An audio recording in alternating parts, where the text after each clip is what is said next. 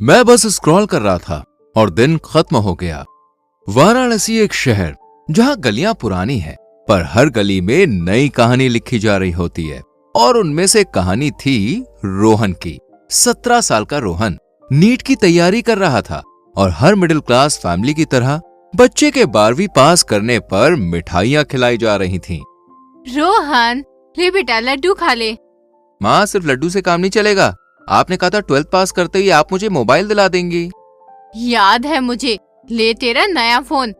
वाह माँ, you are the best mom in the world. खुशी से झूमता रोहन अपना नया मोबाइल फोन लेकर रूम में चला गया। बाहर रिश्तेदार और आस पड़ोस के लोग बधाई दे रहे थे, पर रोहन का ध्यान अब कहीं और लग चुका था। रोहन चल बेटा, रात के 8 बज गए हैं, अब रख भी दे फोन। कितना चलाएगा? माँ बस 5 मिनट, अभी आता हूँ। कमरे में बैठा रोहन फिर से स्क्रॉलिंग शुरू कर देता है। कभी चेहरे पर उदासी है तो कभी खिलखिलाती हंसी। बस बेटा, ले ये फोन मुझे दे।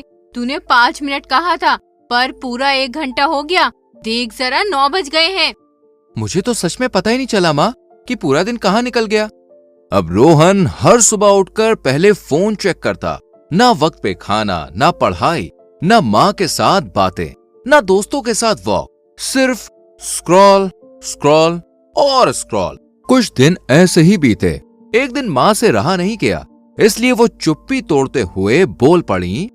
देख रोहन, मोबाइल यूज करने में कोई हर्ज नहीं है, लेकिन तू पूरा पूरा दिन बस फोन में लगा रहता है। ये रोज रोज नहीं होना चाहिए।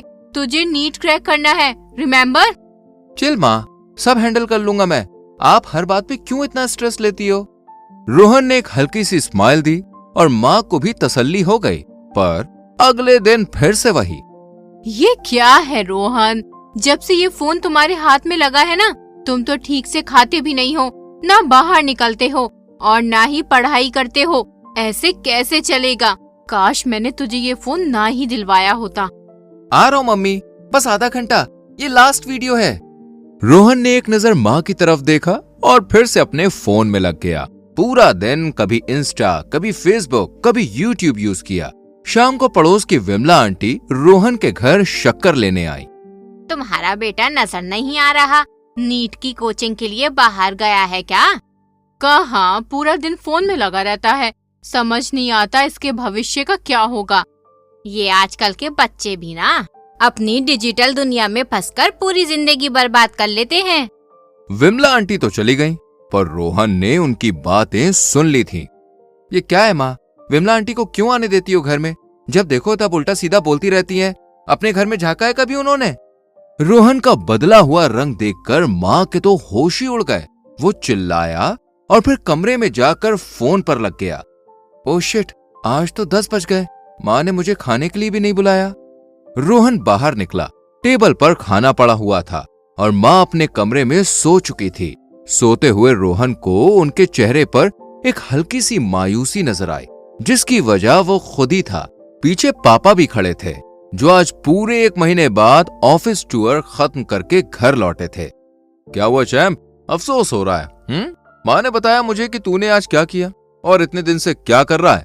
यू नो व्हाट बेटा, जब उसने मुझे बताया ना, मैंने सिर्फ एक बात कही कि प्रॉब्लम की जड़ है मोबाइल फोन।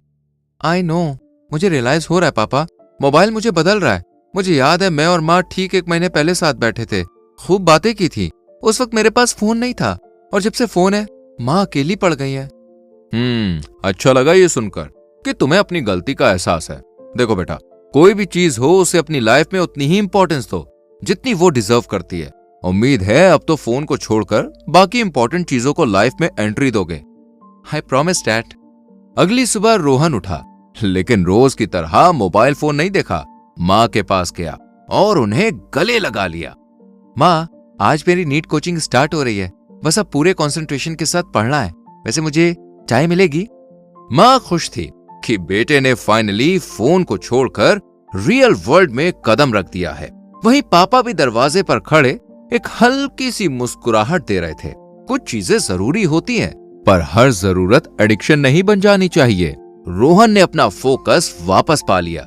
आप भी सोचिए, जब आप बस स्क्रॉल कर रहे होते हो तो कहीं कुछ और इंपॉर्टेंट मिस तो नहीं हो रहा?